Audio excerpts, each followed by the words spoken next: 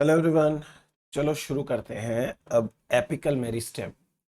हमने last class के अंदर टिश्यूज के बारे में थोड़ा सा डिस्कस किया था कि टिश्यू क्या होता है, और स्पेशली हमने मेरिस्टेमेटिक टिश्यू के बारे में बात करी थी कि जो मेरिस्टेमेटिक टिश्यू है वो कितने टाइप्स के होते हैं। देखो, बेसिकली तो मेरिस्टेमेटिक टिश्यू दो तीन टाइप के होते हैं, लेकिन उनको पोजीशन के बेसिस पे, उनको फंक्शन के बेसिस पे, उनको ओरिजिन के बेसिस पे डिफरेंट टाइप्स में डिवाइड कर सकते हैं, जो हमने किया था।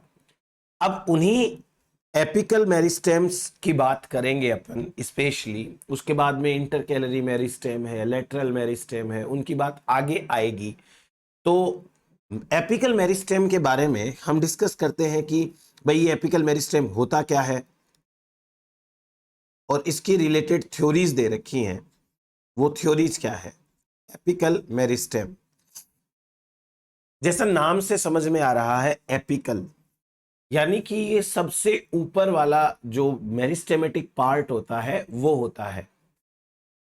अब एपिकल मेरिस्टेम है वो शूट में भी होगा और रूट में भी होगा, क्योंकि अपर पार्ट तो शूट में भी है और रूट में भी है। इसलिए जैसे मान लो अपन सिंपल सी बात करें कि ये शूट का सबसे एंड, सबसे ऊपर वाला हिस्सा है, तो यहां पर आपको ऐसी स्ट्रक्चर दिखाई देगी, इस तरीके की। ठीक है ना? और बहुत सारे ये स्ट्रक्चर्स हो सकते हैं। इन्हें कहते हैं लीफ प्राइमोर्डिया। Leaf primordia. और लीफ प्राइमोर्डिया के पास ये जो पार्ट है, इस पार्ट को कहते हैं एपिकल मेरिस्टेम, या इसे कहते हैं shoot apical meristem. Shoot apical meristem, SAM, shoot apical meristem. ठीक है ना?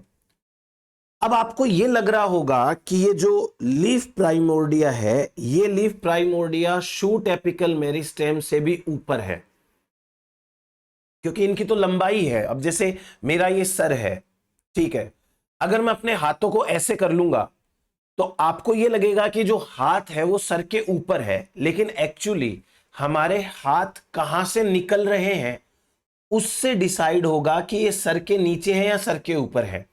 ये हमारा सर है और हमारे हाथ यहां से निकल रहे हैं, यानी कि सर के नीचे के हिस्से से निकल रहे हैं।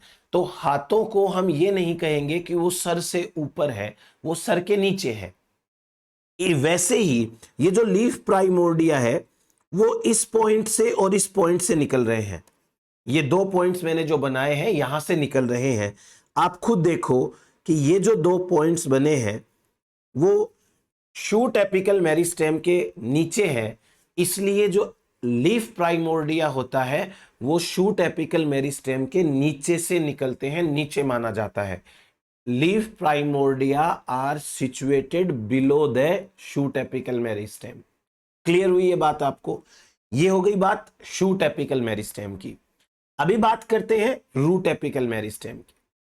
जिस प्रकार शूट एपिकल मेरिस्टेम शूट का सबसे लास्ट वाला हिस्सा होता है, वैसे ही रूट एपिकल मेरिस्टेम रूट का सबसे लास्ट वाला हिस्सा हो सकता था।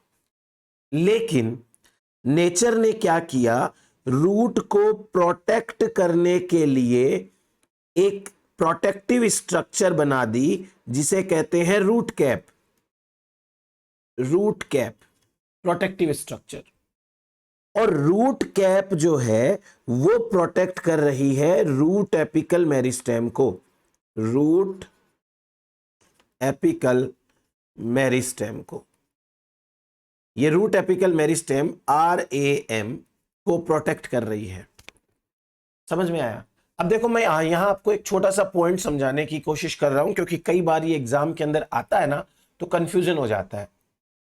जो शूट एपिकल मेरिस्टेम है वो सबसे टर्मिनल पार्ट है, उसके ऊपर कुछ नहीं है, सबसे लास्ट वाला पार्ट वही है।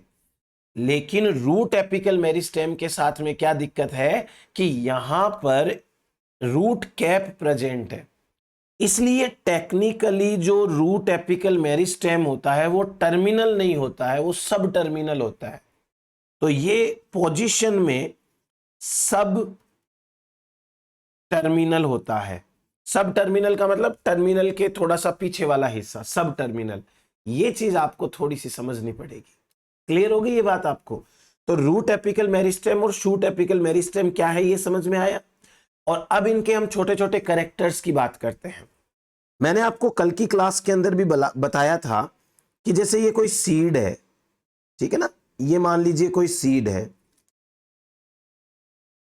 एक डाइकोट सीड की बात करते हैं। तो डाइकोट सीड के अंदर जो एम्ब्रियोनिक एक्सिस है, ये चीज तो मैंने आपको पहले भी बता दी थी, एम्ब्रियोनिक एक्सिस वाली, ये डाइकोट सीड है। डाइकोट सीड में एम्ब्रियो स्टेज में ही शूट एपिकल मेरिस्टेम और रूट एपिकल मेरिस्टेम होता है। एम्ब्रियो स्टेज में ये एपिकल मेरिस्टेम पाया जाता है, कोई दिक्कत नहीं है इसके अंदर, है ना। और बाद में ये प्राइमरी स्ट्रक्चर्स बनाते जाएंगे। एपिकल मेरिस्टेम प्राइमरी मेरिस्टेम का एग्जाम्पल है, ये प्राइमरी बॉडी बनाता है, ये लेंथ बढ़ाता है। ये सारी बातें तो बाद की है, टेक्निकल चीजें हैं वो आपको मैंने यहां एक्सप्लेन करी है। अब अपन थोड़ी थोड़ी चीजें लिख लेते हैं इनके बारे में। चलिए लिखिए, पहला पॉइंट लिखो। Apical meristem, apical meristem embryo stage में अपीयर होता है। एपिकल मेरिस्टेम एम्ब्रियो स्टेज में अपीयर होता है, मतलब तभी बन जाता है ये। एपिकल मेरिस्टेम एम्ब्रियो स्टेज में अपीयर होता है, एम्ब्रियो स्टेज में अपीयर होता है। आगे लिखिए, यह प्राइमरी मेरिस्टेम है, यह प्राइमरी मेरिस्टेम है, इसलिए प्लांट की प्राइमरी बॉडी बनाता है। प्राइमरी मेरिस्टेम है इसलिए प्लांट की प्राइमरी बॉडी बनाता है, प्राइमरी बॉडी बनाता है। नेक्स्ट लिखिए, apical meristem, apical meristem algae and fungi में एब्सेंट होता है, क्योंकि इनकी बॉडी में एपिकल जैसा कोई पार्ट नहीं होता। इनकी बॉडी की हर सेल डिवाइड हो सकती है, इसलिए इनके अंदर एपिकल जैसा पार्ट नहीं होता। एल्गी और फंगी जैसी ग्रोथ करते हैं उसे डिफ्यूज्ड ग्रोथ कहते हैं। डिफ्यूज्ड, कहीं से भी ग्रोथ हो जाएगी। हमारी बॉडी में भी डिफ्यूज्ड ग्रोथ होती है। लिखिए, एल्गी एंड फंगी में एपिकल मेरिस्टेम एब्सेंट होता है, एपिकल मेरिस्टेम एब्सेंट होता है, और इनकी बॉडी कहीं से भी डिवाइड हो सकती है, या इनकी बॉडी की सेल्स, सभी सेल्स डिवाइड हो सकती है, इसलिए इनकी ग्रोथ को डिफ्यूज्ड ग्रोथ कहते हैं। इनकी ग्रोथ को डिफ्यूज्ड ग्रोथ कहते हैं, इनकी ग्रोथ को डिफ्यूज्ड ग्रोथ कहते हैं। अगला पॉइंट लिखो, diffused growth, diffused growth animals में भी पाई जाती है। डिफ्यूज्ड ग्रोथ एनिमल्स में भी पाई जाती है, उनमें भी होती है डिफ्यूज्ड ग्रोथ। नेक्स्ट बात करते हैं अपन, एपिकल मेरिस्टेम दो टाइप का होता है। पहला लिखिए, shoot apical meristem, shoot apical meristem. अब इसके बारे में जो मैंने आपको बताया छोटे छोटे पॉइंट्स हैं, यह शूट के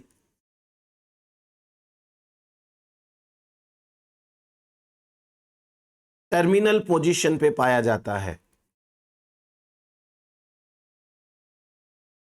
यह शूट के टर्मिनल पोजीशन पर पाया जाता है, सबसे लास्ट पोजीशन पर पाया जाता है।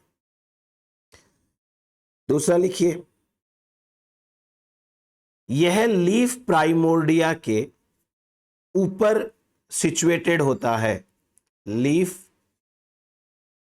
प्राइमोर्डिया के ऊपर सिचुएटेड होता है। बताया था ना मैंने पोजीशन, हाथ के निकलने के पॉइंट के ऊपर। लीफ प्राइमोर्डिया के ऊपर सिचुएटेड होता है। अगला लिखिए, इसकी शेप अलग अलग प्लांट्स में अलग अलग हो सकती है। इसकी शेप अलग अलग प्लांट्स में अलग अलग हो सकती है। अलग अलग प्लांट स्पीसीज होगी, उसके अंदर अलग अलग इनकी शेप होती है। ठीक है, चलो अब अपन बात करते हैं इंपॉर्टेंट थ्योरीज की।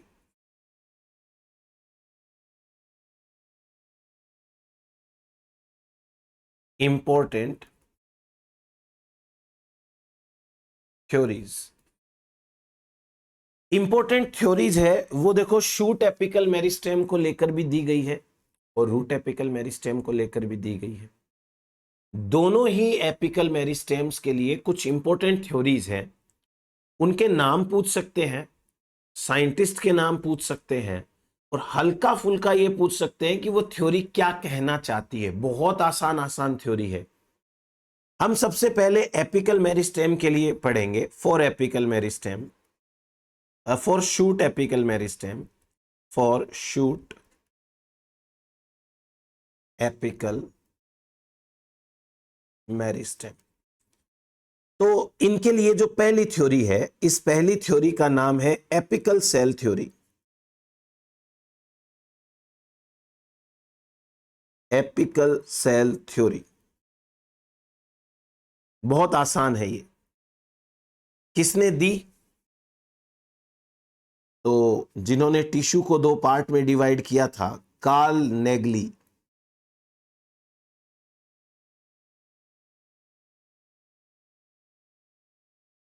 और एक थे हॉफमिस्टर।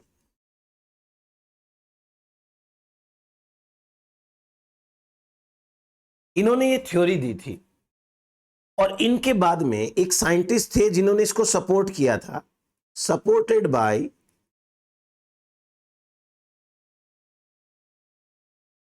वॉल्फ। और वॉल्फ नाम के साइंटिस्ट ने इसको सपोर्ट किया था। अब ये थ्योरी क्या है? बहुत आसान है, आपको एक बार में समझ में आ जाएगी, याद रह जाएगी।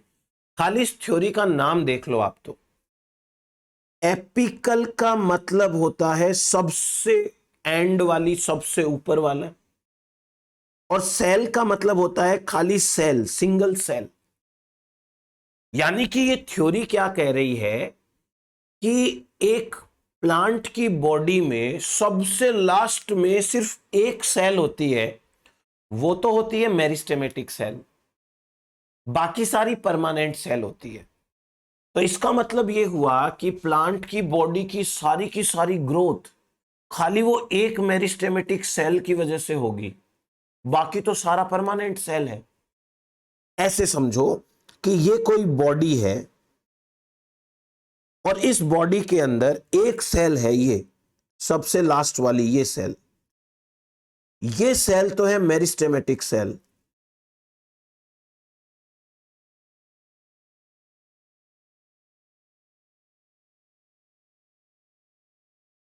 मेरिस्टेमेटिक सेल, और इसको छोड़ करके बाकी सारी की सारी जो सेल्स हैं वो कैसी सेल्स हैं? Permanent cells. तो सारी ग्रोथ जो हो रही है वो किसकी वजह से हो रही है? एक सेल की वजह से हो रही है। ये सारी की सारी परमानेंट सेल्स है। बस ये हो गई थ्योरी हमारी, ये परमानेंट सेल्स है। तो एपिकल सेल थ्योरी कहती है कि एक सेल तो एपिकल जो होगी वो मेरिस्टेमेटिक होगी, और सारी ग्रोथ उसी की वजह से होगी। बट इस सेल के साथ, मतलब इस थ्योरी के साथ एक दिक्कत है। दिक्कत क्या है? जिम्नोस्पर्म, एंजियोस्पर्म प्लांट इतने बड़े बड़े प्लांट्स होते हैं कि यदि उनकी बॉडी में सिंगल सेल मेरिस्टेमेटिक रही तो उनकी बॉडी ऐसे ग्रोथ नहीं कर सकती। मतलब कि उनके लिए पार नहीं पड़ेगी एक सेल से। अगर एक ही सेल मेरिस्टेमेटिक सेल है तो उनकी ग्रोथ नहीं हो पाएगी। इसलिए ये थ्योरी को ज्यादातर साइंटिस्ट ने रिजेक्ट कर दिया। लेकिन ये थ्योरी एप्लीकेबल है, जैसे एल्गी, ब्रायोफाइटा, टेरिडोफाइटा, कुछ प्लांट्स हैं, साल्विया है, एजोला है, इनके अंदर ऐसा होता भी है। तो ये थ्योरी ज्यादातर साइंटिस्ट लोगों ने तो डिस्कार्ड कर दी, पर कहीं कहीं पर एप्लीकेबल भी है। कुछ लिखा रहा हूं, आप लिखो, लिखिए। यह थ्योरी रूट एंड शूट दोनों के लिए एप्लीकेबल है। यह थ्योरी रूट एंड शूट दोनों के लिए एप्लीकेबल है। दूसरा लिखिए, इसके अनुसार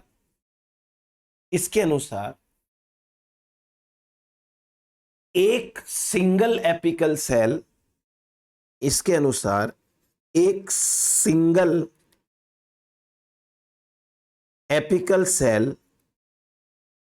फंक्शनल एंड मेरिस्टेमेटिक होती है। फंक्शनल एंड मेरिस्टेमेटिक होती है, जो पूरी ग्रोथ को कंट्रोल करती है। जो पूरी ग्रोथ को कंट्रोल करती है। जो पूरी ग्रोथ को कंट्रोल करती है। अगला पॉइंट लिखिए, यह थ्योरी कुछ brown algae, bryophyta,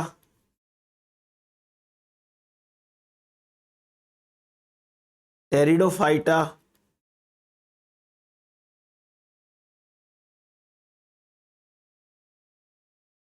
Salvia, azolla आदि के लिए सही है। यह थ्योरी कुछ ब्राउन एल्गी, ब्रायोफाइटा, टेरिडोफाइटा आदि के लिए यह सही है। टेरिडोफाइटा, साल्विया, एजोला आदि के लिए यह सही है। यह हो गया आपके सामने एपिकल सेल थ्योरी। किसने दी? नेगली एंड हॉफमिस्टर ने। वॉल्फ नाम के वैज्ञानिक ने इसको सपोर्ट किया था। यह थ्योरी क्या कहती है कि एक ही सेल है, वही करता धरता है, वही सब कुछ करती है। ठीक है, चलो आगे बात करते हैं। दूसरी थ्योरी, इस थ्योरी का नाम है हिस्टोजन थ्योरी।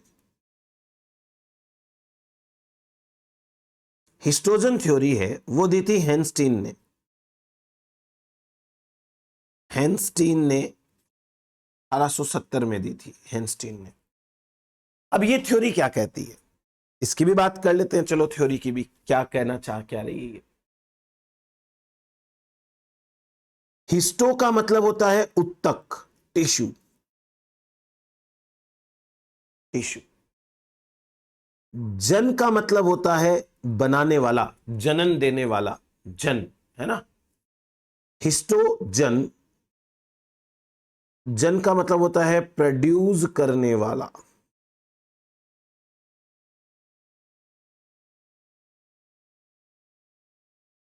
तो ये हो गया हिस्टोजन, टिश्यू को प्रोड्यूस करने वाला, मेरिस्टेम टिश्यू।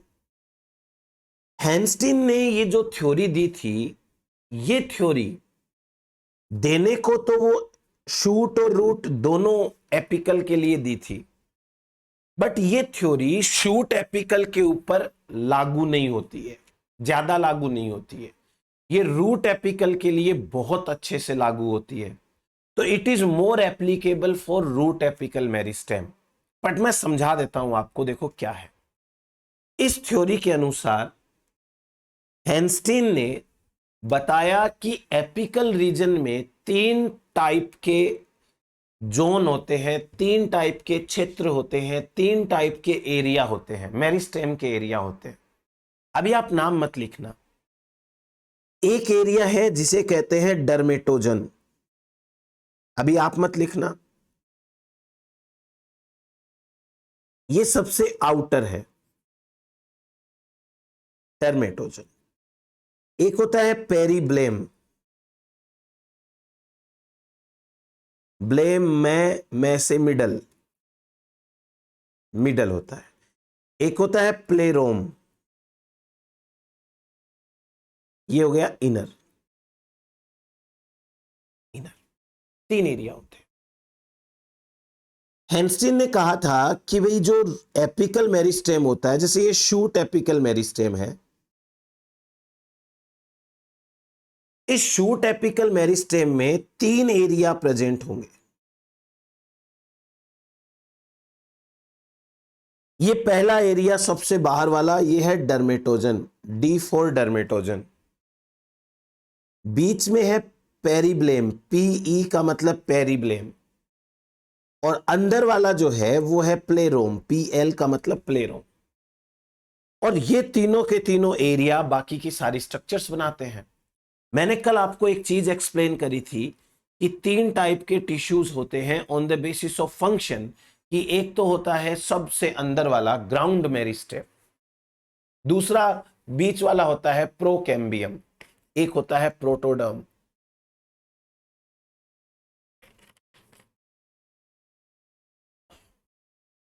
तो ये जो तीन टाइप के टिश्यू है, उन्होंने पूरी बॉडी बनाई थी।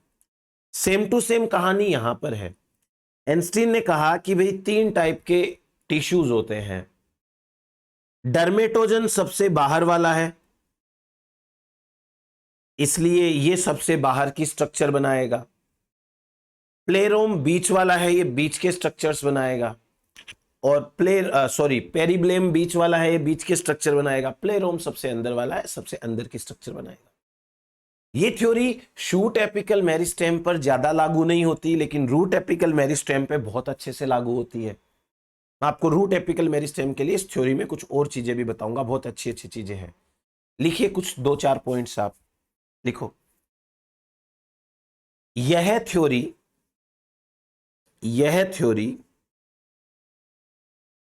रूट एपेक्स के लिए ज्यादा लागू होती है।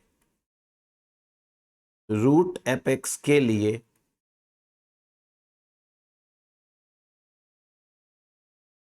ज्यादा लागू होती है। रूट एपेक्स के लिए ज्यादा लागू होती है। आगे लिखिए। इस थ्योरी के अनुसार एपिकल रीजन को तीन भागों में डिवाइड किया जाता है। इस थ्योरी के अनुसार एपिकल रीजन को तीन भागों में डिवाइड किया जाता है। आप पहला लिखो खाली, डर्मेटोजन।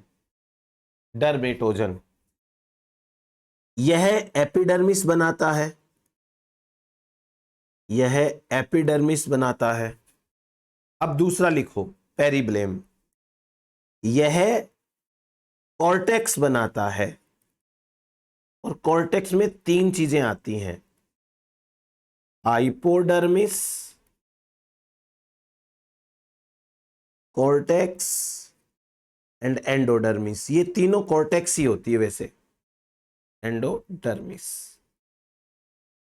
तो पेरीब्लेम क्या बनाएगा? ये तीन चीजें बनाएगा। उसके बाद में जो इनर पार्ट है, ये स्टील बनाता है। स्टील के अंदर पेरिसाइकिल आती है, पेरिसाइकिल के अलावा पित्त आ जाएगा, रश्मियां जो होती हैं, रेज होती हैं, वो आ जाएंगी। ये हो गया इन तीनों की तीनों स्ट्रक्चर्स का काम। इतना समझ में आ गया आपको? अब आगे बात करते हैं। लिखिए, यह थ्योरी ज्यादातर साइंटिस्ट ने रिजेक्ट कर दी। यह थ्योरी ज्यादातर साइंटिस्ट ने रिजेक्ट कर दी, क्योंकि जिम्नोस्पर्म व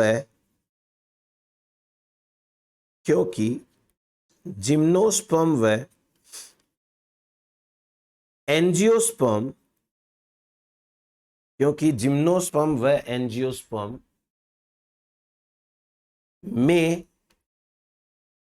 में शूट एपिकल मेरिस्टेम में शूट एपिकल मेरिस्टेम 3 भागों में बटा हुआ नहीं होता। में शूट एपिकल मेरिस्टेम 3 भागों में बटा हुआ नहीं होता। नहीं होता। आगे बात करेंगे। पहले मैं आपको समझा देता हूं, उसके बाद बात करते हैं।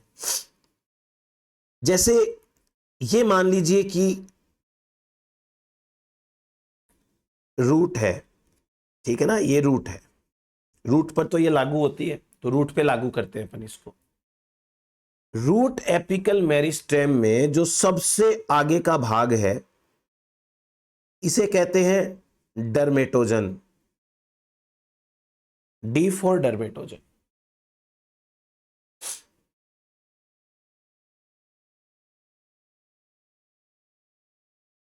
इसके पीछे का जो भाग होगा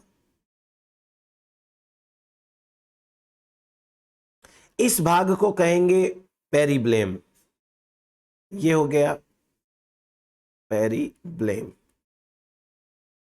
और इस पेरिब्लेम के भी पीछे का भाग होगा, वो क्या कहलाएगा? वो सिंपल सा कहलाता है प्लेरोम। ये इतना तो अपने ने कर लिया था। अब क्या होता है देखो, इन रूट के अंदर जो डर्मेटोजन होता है वो डर्मेटोजन अपने आगे की तरफ एक और मेरिस्टेम टिश्यू बनाता है या कुछ मेरिस्टेम सेल्स बनाता है जिसे कहते हैं क्लेप्ट्रोजन, कैलिप्ट्रोजन, कैलिप्ट्रोजन। कैलिप्ट्रोजन क्या है? 4th meristem layer. किसने बनाया? डर्मेटोजन ने बनाया।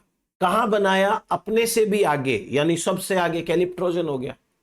और ये जो कैलिप्ट्रोजन है, यही कैलिप्ट्रोजन क्या करेगा? रूट कैप का निर्माण करेगा। ये रूट कैप किसने बनाई? कैलिप्ट्रोजन ने बनाई। तो मोनोकोट्स के अंदर क्या होता है? डर्मेटोजन अपने भी बाहर की तरफ एक और प्रकार के मेरिस्टेम का निर्माण करता है। उस मेरिस्टेम को कैलिप्ट्रोजन कहते हैं और कैलिप्ट्रोजन ही रूट कैप बनाता है।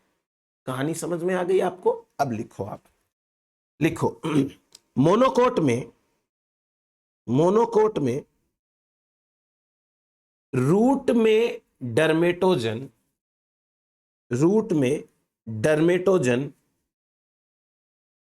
अपने बाहर एक चौथी हिस्टोजन लेयर बनाता है। एक चौथी हिस्टोजन लेयर बनाता है जिसे कैलिप्ट्रोजन कहते हैं। एक चौथी हिस्टोजन लेयर बनाता है जिसे कैलिप्ट्रोजन कहते हैं। ठीक है, इसे कैलिप्ट्रोजन कहते हैं। आगे लिखिए। कैलिप्ट्रोजन रूट कैप का निर्माण करता है। कैलिप्ट्रोजन रूट कैप का निर्माण करता है। ठीक है, चलिए अब यहां से आपको दो मैं कुछ असेप्शंस बता रहा हूं कि एक प्लांट होता है, उस प्लांट का नाम है रेननकुलस।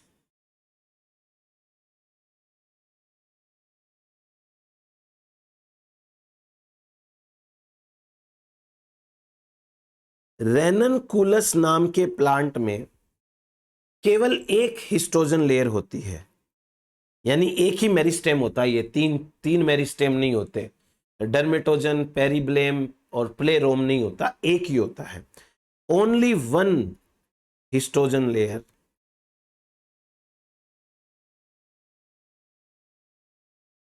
और एक और प्लांट है जिसका नाम है कैजुरीना।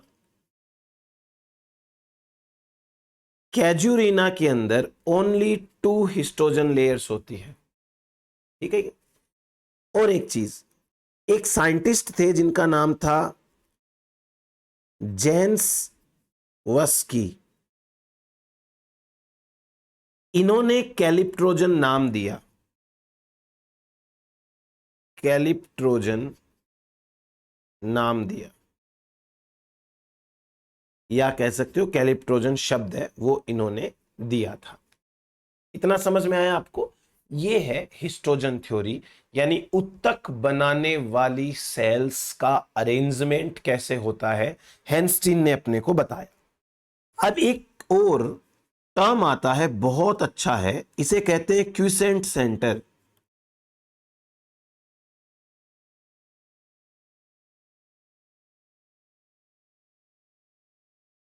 क्विसेंट सेंटर है वो खाली रूट्स के लिए है। क्विसेंट का मतलब क्या होता है? क्विसेंट का मतलब होता है कि इनएक्टिव, या यूं कहें लेस एक्टिव, इनएक्टिव या लेस एक्टिव। इसका मतलब समझो, आपको पता है कि जो रूट्स होती हैं उन रूट्स को जमीन के अंदर ग्रोथ करनी है, सही है। जब वो जमीन के अंदर ग्रोथ करती है तो रूट का सबसे आगे वाला हिस्सा यानी रूट कैप मिट्टी के कणों के साथ रगड़ता हुआ चलता है, इसलिए वो टूट भी जाता है। अब प्लांट के पास में कुछ ऐसी सेल्स होनी चाहिए जो कि जरूरत पड़ने पर डिवीजन कर सके, और जरूरत ना हो तो ना करे। ऐसी ही सेल्स को कहते हैं क्विसेंट। एक क्लोव नाम के वैज्ञानिक थे, उन्होंने इसकी डिस्कवरी करी थी रूट के अंदर। अभी बताता हूं मैं आपको क्या है ये। पहले तो अपन उसकी थोड़ी सी हिस्ट्री टाइप में एक पॉइंट लिख लेते हैं। लिखिए, क्लोव्स ने, वैज्ञानिक का नाम है, क्लोव्स ने मेज रूट में ऑटो रेडियोग्राफी की हेल्प से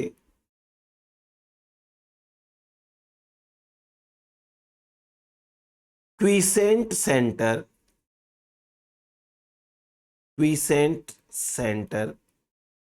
की खोज की। क्विसेंट सेंटर की खोज की क्लोज ने। अब ये क्विसेंट सेंटर होता क्या है वो समझो। अभी अभी हमने रूट के अंदर देखा कि सबसे आगे वाले हिस्से में डर्मेटोजन होता है, ठीक है, ये डर्मेटोजन है, D4 डर्मेटोजन। डर्मेटोजन जिम्मेदार है एक और टाइप के टिश्यू के लिए, और यह टिश्यू का नाम है कैलिप्ट्रोजन। ये मैं लिख देता हूं, कैलिप्ट्रोजन। ये कैलिप्ट्रोजन क्या करेगा? रूट के चारों तरफ रूट कैप बनाएगा। ये है रूट कैप। अभी अपने को एक छोटी सी चीज पर ध्यान देना है बस। डर्मेटोजन कहां है? दिखाई दे रहा है। कैलिप्ट्रोजन कहां है? दिखाई दे रहा है। डर्मेटोजन और कैलिप्ट्रोजन के बीच में कुछ सेल्स ऐसी होती हैं जो इनएक्टिव होती हैं, इन्हें कहते हैं क्विसेंट सेंटर।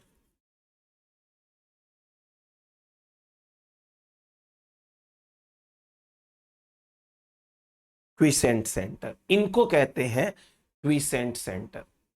पोजीशन समझ में आई?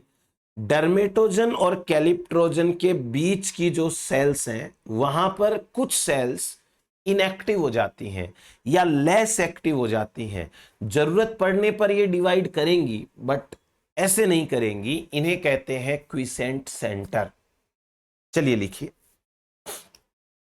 लिखिए डर्मेटोजन व कैलिप्ट्रोजन के बीच, डर्मेटोजन व कैलिप्ट्रोजन के बीच कुछ सेल्स इनएक्टिव या लेस एक्टिव हो जाती हैं, कुछ सेल्स इनएक्टिव या लेस एक्टिव हो जाती हैं।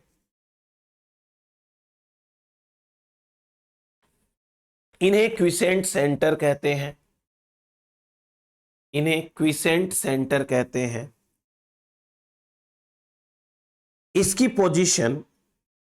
पोजीशन रूट कैप व मेरिस्टेम के बीच भी बताई जा सकती है।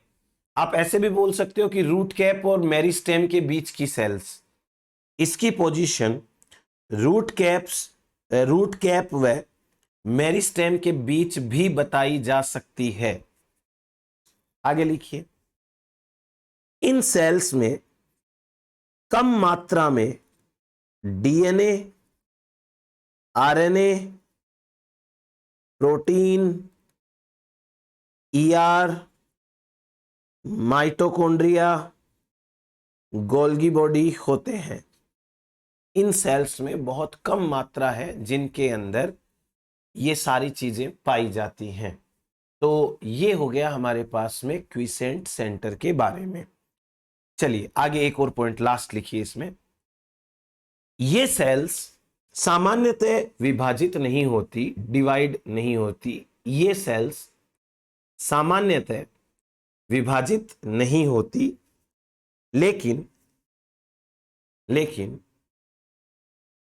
पास की कोशिकाओं के डैमेज होने पर, पास की कोशिकाओं के डैमेज होने पर ये विभाजित होती हैं, ये विभाजित होती हैं। एक और चीज, एक्स रेज का उपयोग कर क्विसेंट सेंटर बनाया जा सकता है। अगर हम रूट के आगे वाली सेल्स पे एक्स रे डालें ना, एक्स रेडिएशंस, तो वो सेल्स इनएक्टिव हो जाती हैं। एक्स रेज का उपयोग करके रूट में क्विसेंट सेंटर बनाया जा सकता है। तो ये हो गया हमारे पास में रूट के लिए क्विसेंट सेंटर का एक छोटा सा कॉन्सेप्ट। अब हम तीसरी थ्योरी की बात करते हैं जो मोस्ट वैलिड थ्योरी है, इसे कहते हैं ट्यूनिका कार्पस थ्योरी।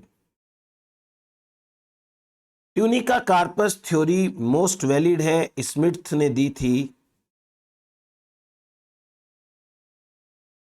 1924 के अंदर। स्मिथ ने ट्यूनिका कार्पस थ्योरी 1924 में दी थी और ये थ्योरी सबसे वैलिड थ्योरी है, मोस्ट वैलिड थ्योरी। पहले तो लिख लीजिए, यह थ्योरी शूट एपिकल मेरिस्टेम के लिए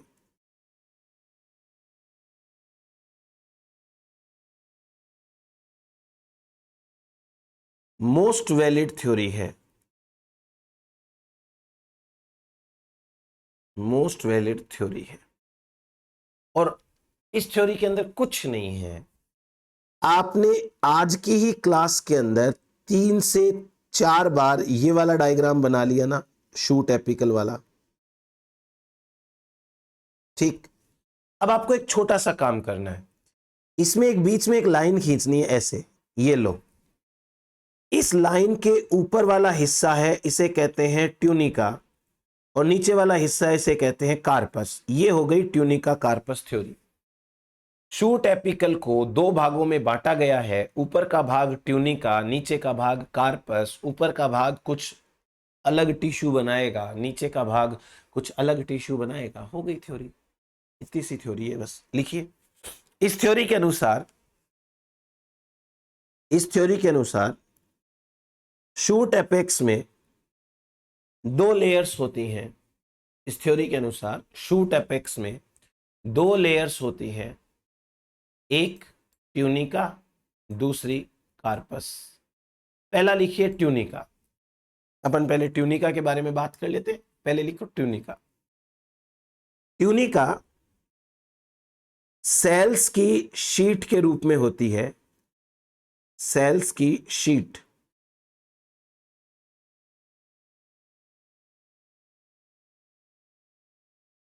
के रूप में होती है,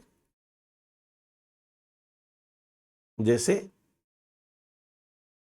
ऐसे पाई जाएगी,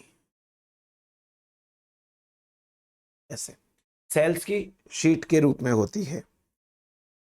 आगे लिखिए, इसमें केवल, इसी में मतलब ट्यूनिका में, इसमें केवल एंटीक्लाइनल डिवीजन होते हैं। एंटीक्लाइनल डिवीजन का मतलब होता है जैसे एक सेल है और इसमें ऐसे डिवीजन हो जाए तो इसे कहते हैं एंटीक्लाइनल डिवीजन। ऐसे डिवीजन को कहते हैं एंटीक्लाइनल डिवीजन। ये तो हो गया इसके बारे में। दूसरा, कार्पस, सेकंड लिखो कार्पस। यह इनर लेयर होती है, इनर लेयर होती है। यह मास ऑफ सेल्स के जैसी दिखती है, मास ऑफ सेल्स के जैसी दिखती है। जैसे ये बहुत सारी सेल्स हैं, इनका ये मास ऑफ सेल्स हो गया, ये ऐसी दिखती है, मास ऑफ सेल्स के जैसी। देन नेक्स्ट लिखिए, ये सेल्स बहुत सारे प्लेन्स में डिवीजन करती है, ऐसे ऐसे ऐसे बहुत सारे डिवीजन प्लेन्स में डिवीजन करती है। और लास्ट पॉइंट लिखिए इसमें, कार्पस की सेल्स ट्यूनिका की सेल्स से लार्ज होती है। कार्पस की सेल्स ट्यूनिका की सेल्स से लार्ज होती है। ट्यूनिका की सेल्स है उससे बड़े साइज की होती है कार्पस की सेल्स। अब नोट डाल के एक पॉइंट लिखना है। सुगर कैन का नाम सुना है कभी? सुगर कैन का एपिकल मेरिस्टेम 2 लेयर्स का नहीं बना होता। मतलब कि ये थ्योरी शुगर कैन के ऊपर नहीं लग सकती। मतलब कि शुगर कैन इस थ्योरी का अपवाद है, पूछा जा सकता है। लिखिए, शुगर कैन इस थ्योरी का अपवाद है या एक्सेप्शन है। Sugar cane is the exception of this theory. Sugar cane is the exception of this theory. चलो, ये तो हो गया हमारे पास में। अब आपसे ये पूछ ले ट्यूनिका क्या बनाती है, तो ट्यूनिका एपिडर्मिस बनाएगी और कार्पस कॉर्टेक्स बनाएगी और अंदर के जो टिश्यूज होंगे वो बनाएगी। ये चीज ऐसे पूछी तो नहीं जाती इसके लिए, बट फिर भी लिख लो। अगली थ्योरी की बात करते हैं। इसके बाद में बस छोटी छोटी थ्योरीज बचती हैं। अगली थ्योरी है mantle core hypothesis. Mantle core hypothesis. Mantle core hypothesis किसने दी? 2 वैज्ञानिक है, पोफेम एंड चैन, 1950 में। इन्होंने क्या कहा था? इन्होंने कहा था कि भाई शूट एपिकल मेरिस्टेम में साफ साफ ट्यूनिका और कार्पस जैसे लेयर्स, जैसे जोन नहीं होते। ट्यूनिका और कार्पस जैसा नहीं होता। तो इनके अकॉर्डिंग जो आउटर लेयर है जिसको ट्यूनिका कहा जा रहा था उसको मेंटल कहते हैं। इसे कहते हैं मेंटल, और इनर को कोर कह देते हैं, बस और कुछ नहीं है। लिखिए, इसके अनुसार शूट एपेक्स में 2 जोन होते हैं, 2 जोन होते हैं। बाहर वाला मेंटल, अंदर वाला कोर। बाहर वाला मेंटल, अंदर वाला कोर। तो जो बाहर वाला है वो ट्यूनिका के इक्विवेलेंट हो गया और ये कार्पस के इक्विवेलेंट हो गया। बाहर वाला ट्यूनिका और अंदर वाला कार्पस। ये थ्योरी हो गई। अगली थ्योरी की बात करते हैं। अगली थ्योरी है हिस्टोजेनिक थ्योरी। हिस्टोजेनिक थ्योरी क्या कहती है कि ट्यूनिका और कार्पस से काम नहीं चलेगा, 2 लेयर्स है और वही सारे के सारे टिश्यूज बना दे, ऐसा नहीं होता। तो उन्होंने ट्यूनिका को भी कई लेयर्स में डिवाइड कर दिया, कार्पस को भी कई लेयर्स में डिवाइड कर दिया। हिस्टोजेनिक थ्योरी डर्मन नाम के वैज्ञानिक ने दी, गिवन बाय डर्मन। 1947 के अंदर इन्होंने दी थी डर्मन ने हिस्टोजेनिक थ्योरी। क्या कहती है हिस्टोजेनिक थ्योरी? हिस्टोजेनिक थ्योरी कहती है सिंपल सी कि भाई ट्यूनिका और कार्पस का जो हिस्सा है वो और ज्यादा मल्टीपल लेयर्स में बटा हुआ है। अभी बताता हूं, आप लिखो, एक लाइन लिखो। इस उनके अनुसार, डर्मन के अनुसार ट्यूनिका और कार्पस फिक्स नहीं होते हैं, ट्यूनिका और कार्पस फिक्स नहीं होते हैं, और ट्यूनिका और कार्पस फिक्स नहीं होते हैं, और ऐसे नाम का कोई मतलब नहीं होता, ऐसे नाम का कोई मतलब नहीं होता। फिर आगे लिखिए, उन्होंने कहा कि 3 प्राथमिक हिस्टोजेनिक लेयर्स होती हैं। उन्होंने कहा कि 3 प्राथमिक हिस्टोजेनिक लेयर्स होती हैं जो सभी एंजियोस्पर्म में पाई जाती है, जो सभी एंजियोस्पर्म में पाई जाती है।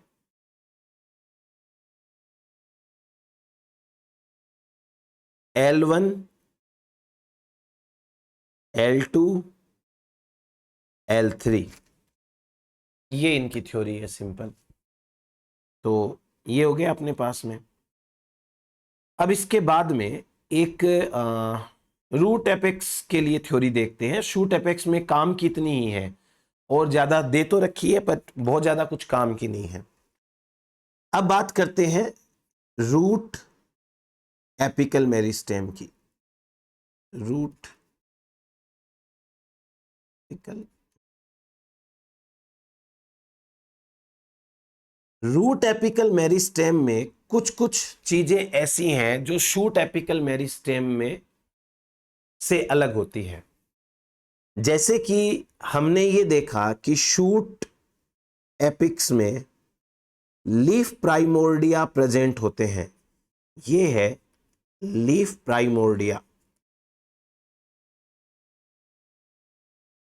लेकिन जो रूट एपेक्स होगा उसमें तो किसी टाइप का कोई प्राइमोर्डिया नहीं होता, उसमें नहीं होता है। तीसरी बात, शूट एपिकल मेरिस्टेम में जो मेरिस्टेमेटिक सेल्स होती हैं वो टर्मिनल होती हैं। मेरिस्टेमेटिक सेल्स ये टर्मिनल पोजीशन पे है। और हमने ये बात करी थी कि रूट में एक रूट कैप होती है जिसकी वजह से यहां जो मेरिस्टेमेटिक सेल्स हैं वो सब टर्मिनल मानी जाएगी। इसको आप टर्मिनल नहीं बोल सकते, इसको आप क्या बोलोगे? सब टर्मिनल बोलोगे, क्योंकि ये सब टर्मिनल पोजीशन के ऊपर हो गई। आई चीज समझ में आपको? ये डिफरेंस है, बहुत बड़ा difference root and shoot apical meristem के अंदर। चलो बात कर लेते हैं। लिखिए, ज्यादातर प्लांट्स